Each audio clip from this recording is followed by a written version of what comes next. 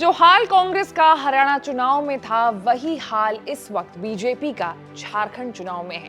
BJP दावा कर रही है कि इस बार झारखंड में होगा 57 पार, बनेगी एनडीए की सरकार। वहीं बीजेपी झारखंड में अगर जीतती है तो फिर शुरू होगा असली विवाद बीजेपी के चुनाव जीतने के बाद शुरू होगी, क्योंकि सीएम को लेकर के कई दावेदार खड़े हो रहे हैं और कई बड़े नेताओं को सीएम बनने की महत्वाकांक्षा है।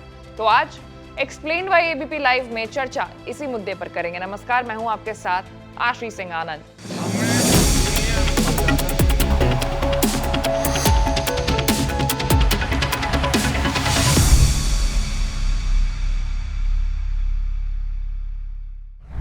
झारखंड चुनाव के हरियाणा से तुलना करने के पीछे का मुख्य कारण यह है कि जैसे हरियाणा में कांग्रेस के अंदर दो खेमे बने हुए थे, ठीक वैसे ही जो हाल है बीजेपी का इस वक्त झारखंड चुनाव में है। बीजेपी ने झारखंड में अपने सीएम फेस का ऐलान नहीं किया है और कहीं ना कहीं बीजेपी के अंदर में सीएम को लेकर के हलचल जो है वो तेज है। सीएम के कई दावेदार जो हैं वो सामने आए हैं, जिनका नाम सबसे आगे है, उनके बारे में सबसे पहले हम चर्चा करेंगे। तो बाबूलाल मरांडी का नाम सबसे आगे चल रहा है। बाबूलाल मरांडी अभी केंद्रीय मंत्री होने के साथ साथ बीजेपी के प्रदेश अध्यक्ष भी हैं। बाबूलाल मरांडी झारखंड के पहले मुख्यमंत्री थे। आदिवासी वोटों पर इनकी अच्छी पकड़ मानी जाती है। इनकी ताकत का अंदाजा आप इस बात से लगा सकते हैं कि 2004 के लोकसभा चुनाव में जब यशवंत सिन्हा जैसे दिग्गज बीजेपी नेता को हार का सामना करना पड़ा था, तब इन्होंने ही कोडरमा से जीत हासिल की थी। हालांकि बीजेपी के कुछ नेताओं से मनमुटाव के कारण बाबूलाल मरांडी ने 2006 में बीजेपी छोड़ दी थी और अपनी नई पार्टी झारखंड विकास मोर्चा का गठन किया था।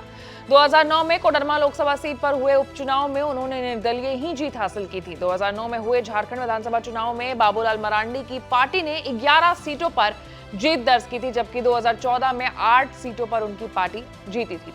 वहीं दूसरी ओर चंपई सोरेन का झारखंड के 14 सीटों पर दबदबा है। पोटका, घाटशिला, बारागोड़ा और ईचागढ़ जैसी सीटों पर तो विधानसभा चुनाव में 10 में से 3000 तक के अंदर से जीत हासिल होती है। ऐसे में चंपई के भाजपा में शामिल होने के बाद से सरायकेला की 3, पश्चिमी सिंहभूम की 5 और पूर्वी सिंहभूम की 6, कुल 14 विधानसभा सीटों के समीकरण बदल जाते हैं। विशेषज्ञों का कहना है कि चंपई की ईचागढ़ में जबरदस्त पकड़ है। यहां तक कि आदित्यपुर, जो भाजपा का गढ़ माना जाता है, वहां भी चंपई हमेशा जीत दर्ज करते रहे हैं। ऐसे में चंपई के आने से कोल्हान में जेएमएम को बड़ा नुकसान हो रहा है, जिसका फायदा बीजेपी उठाएगी और उनका नाम भी सीएम फेस के लिए आगे है।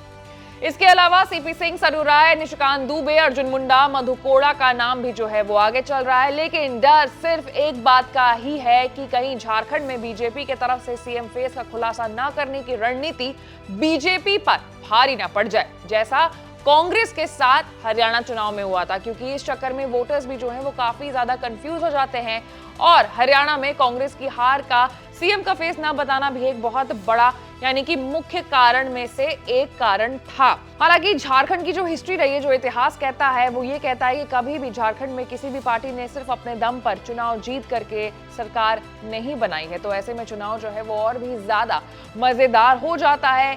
आने वाले समय में कौन सी पार्टी कितनी सीटें जीतती है, ये भी सीएम फेस तय करने में एक बहुत बड़ी भूमिका निभाने वाली है। वहीं झारखंड चुनाव से अपडेटेड रहने के लिए, हर एक खबर से अपडेटेड रहने के लिए आपको एबीपी लाइव को लाइक, सब्सक्राइब और शेयर करना होगा। मैं थी आपके साथ आशीष सिंह आनंद।